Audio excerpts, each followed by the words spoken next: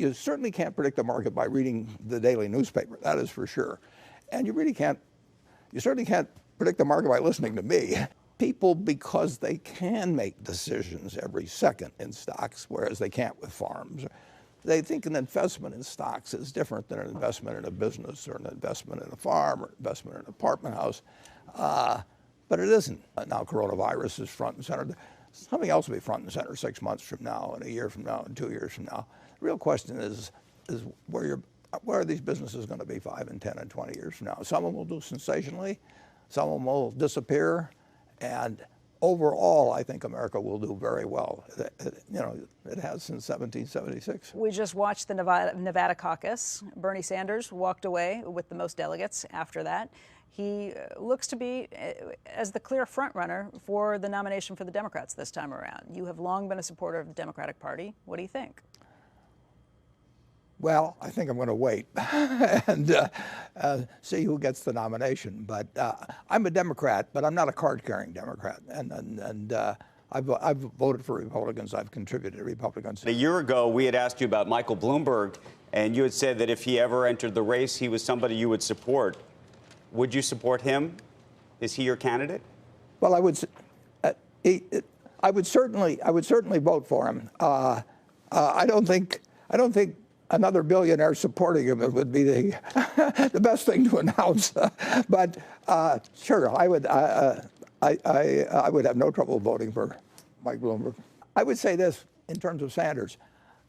I actually agree with him in terms of certain things he would like to accomplish. I don't agree with him in many ways, but in terms of the fact that we ought to do better by the people that get left behind by our capitalist system.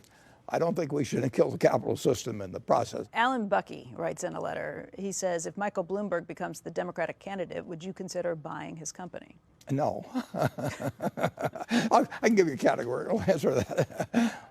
Because of the price? Because of the... There'd be somebody who pay more.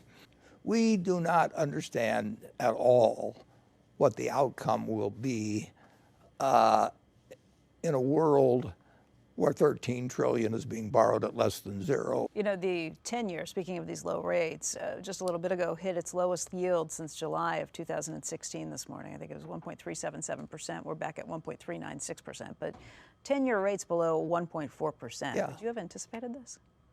It makes no sense to lend money at 1.4% to the U.S. government when it's government policy to have 2% a year inflation. I mean, you've got the government is telling you we're going to give you 1.4% and tax you on it, and on the other hand, we're going to presumably devalue that money at 2% a year. So these are very unusual conditions, and classical economics, it doesn't appear that. What do people do under such circumstances? Does everybody buy a mattress and stick their money under the mattress or what? Berkshire owns $32.58 billion of Bank of America and $17.39 billion of Wells Fargo. One position's been increasing while the other's been decreasing. Does Warren like Bank of America twice as much as Wells Fargo? And how should shareholders view the holding?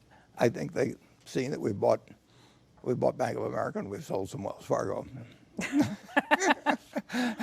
There's been a lot of speculation. In fact, some of the questions that came in over this weekend were questions about those airlines, wondering if you would buy any of them outright. Have you considered buying any of those companies outright? It'd be very unlikely we would do that. I'm not saying it's impossible, but it's complicated. There's a lot of complications because it's a regulated industry. Anytime you get in a regulated industry, you have more complications in transactions.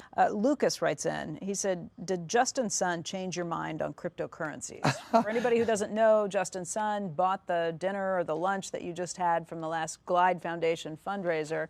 He is actively involved in Bitcoin. Well, I would say this, when Justin and 4 friends came, they behaved perfectly and we had a good 3.5-hour dinner and the whole thing was a very friendly exchange of ideas. But cryptocurrencies basically have no value. I'll give you a little preview of our movie for the annual meeting. We haven't done it yet, but we'll probably show me crushing with my foot my old flip phone while cozying up to the new smartphone. When did you get the smartphone?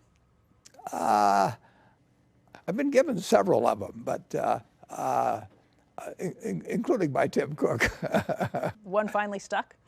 What, pardon me? One finally stuck? You're actually Yeah, absolutely. No, my flip phone is permanently gone. The number's been changed to my new phone. Wow, yeah.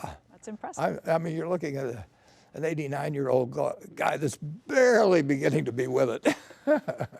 What do you like best about the phone? And what do you like least? Well, I don't use all its facilities like most people. I mean, most people are living their lives around it, and I use it as a phone. As a phone and nothing I else. use it as a phone.